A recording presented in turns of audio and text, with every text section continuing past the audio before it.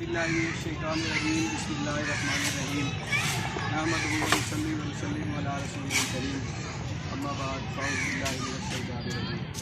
शातिर वक्त को ये दड़का सा लगा रहता है, शातिर वक्त को ये दड़का सा लगा रहता है, खलकत शहर कोई चाल न चलने पर। दोस्तों बात ये है, कोई लंबी चौड़ी बात तकरीर करना मकसूद नहीं, आप असातिज़ा कराम है, आपके सामने तो वैसे बात हम नहीं कर सकते, हमारी क्या औकात है, उस्ताद तो उस्ताद ही होते हैं। बहरहाल आपके हुक्म पर हाज़िरी हुई है। जैसा कि भाई शफीक खान साहब ने फरमाया कि एजुकेशन कम्प्लेक्स मुकम्मल तौर पर बंद है। पिछली हड़ताल में भी जब तक हमारे अकीदा और एफ्ता के कायदीन ने हड़ताल ख़त्म करने का ऐलान नहीं किया, हमने मुकम्मल तौर पर तालाबंदी करवाई रखी। और आज भी सुबह से हमारे दफ्तर में कोई कमरा ऐसा नहीं जिसको ताला ना लगा हो, मुकम्मल तौर पर तालाबंदी है। और ये कोई मेरा, शफीक फाज साहब का, असातिज़ा का, किसी एक कम्युनिटी का प्रॉब्लम नहीं है। सुबह पंजाब के जितने मुलाजमीन हैं उसमें का पैरामेडिकल स्टाफ हो, क्लरिकल स्टाफ हो, असातिज़ा कराम हो, कम्युनिटी का कोई भी गवर्नमेंट का जो सर्वेंट है उसके लिए सबके लिए यकसा प्रॉब्लम है। अब पुलिस वाले हैं, हमारे ऑफिसर्स हैं, उनके लिए भी ये साथ जुल्म और ज़्यादती उनके साथ भी है। और सबसे बड़ा जुल्म तो ये है कि हम तो अपना ही हक मांग रहे हैं, जो हम अपनी पूरी सर्विस में से, अपनी तनख्वाहों में से पैसे कटवाते हैं।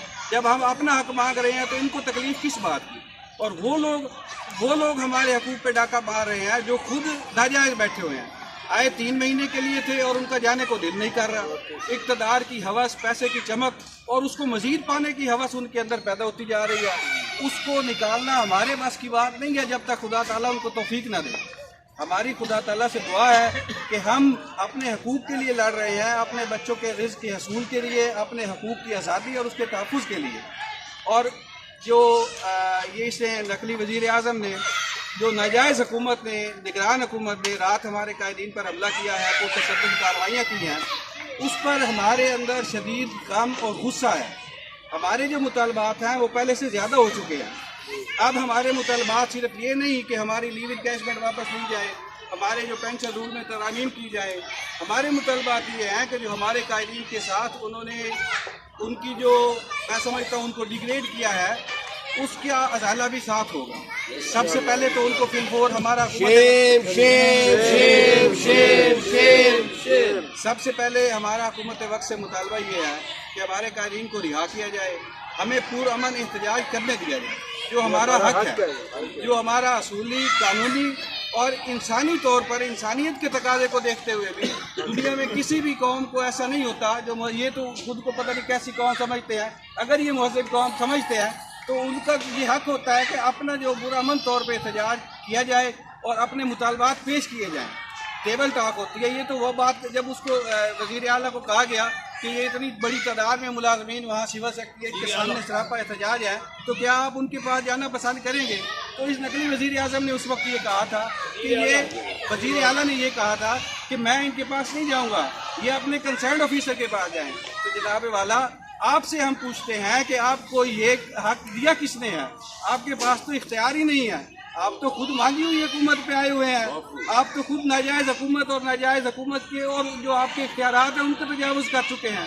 इंशाअल्लाह वो वक्त दूर नहीं जब हम अपने कायदीन की क़यादत में, अकीदा हो, एप्का हो, टीचर्स यूनियन हो, मैं समझता हूँ कि जो असातिज़ा कराम है वो भी हम हैं, जो प्रोफेसर हज़रात हैं वो भी हम हैं, और ये जो टीचर्स यूनियन वाले हैं ये एप्का के हैं।